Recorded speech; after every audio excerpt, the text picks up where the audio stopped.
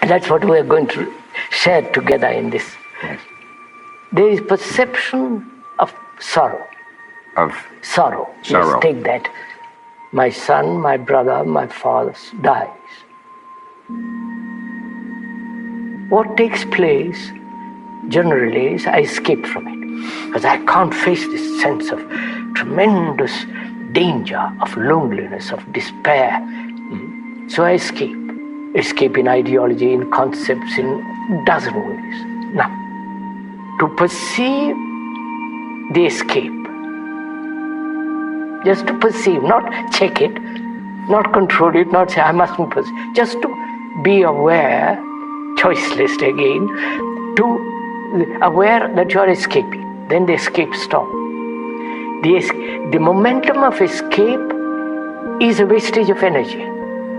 You've stopped that energy.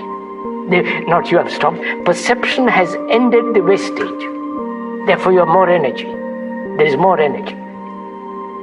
Then, when there is no escape, then you are faced with the fact of what is.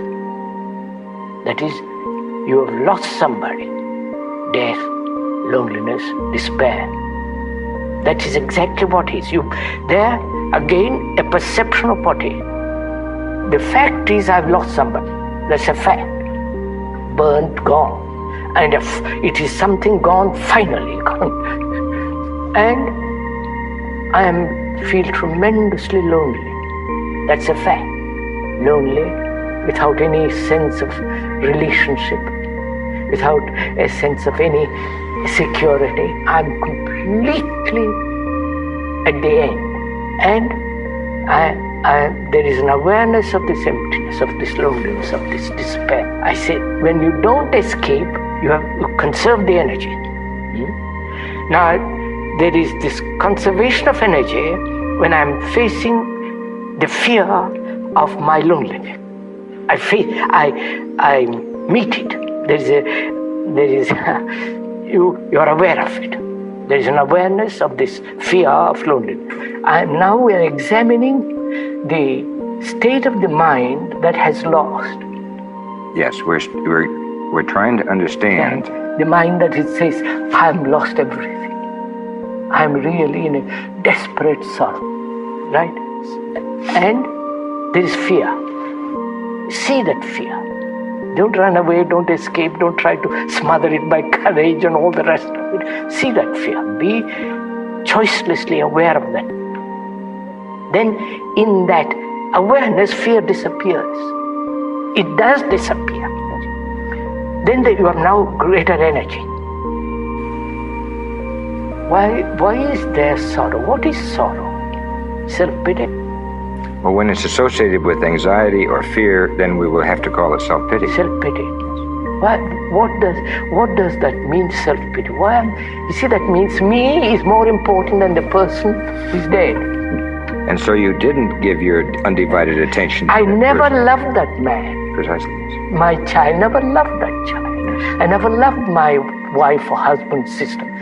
It is there I discover there is in this state of awareness, there is the discovery that love never existed. Or in the discovery of a sorrow which is associated with grief or with separation or with fear, there's the discovery that love has been horribly limited. I didn't have it. I couldn't have it. Love means something entirely different. So now I've got there's tremendous energy. You follow, sir? Not escape, no fear, the sense of self-pity, concern about myself, my anxieties.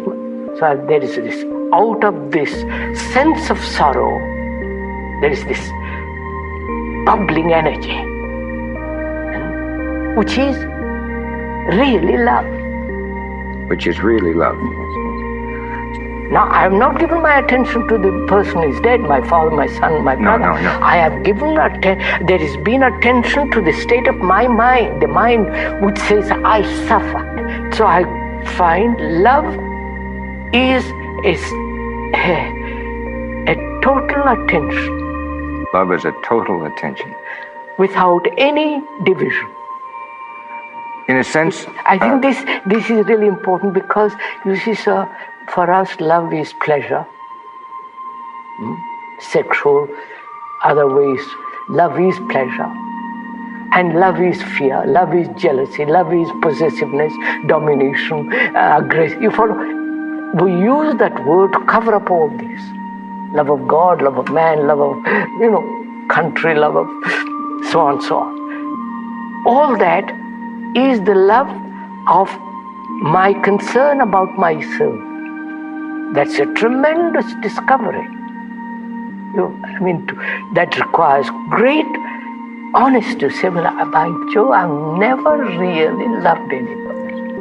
I pretended, I've exploited, I have adjusted myself to somebody, but the fact that I have never known what it means to love, that's a tremendous honesty, sir. To say that I thought I loved and I never found it. Now I've come upon something which is real, which is I've watched what is and moved from there. There is an awareness of what is, and that awareness moves.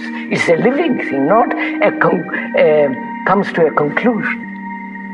Don't say, I like, don't like, this is good, this. Just be aware. And then from that grows the flame of awareness, if one can so call it. When you are so aware, there is that quality of love. You don't have to say be or not be. It is there. It's like a perfume in a flower. It is there.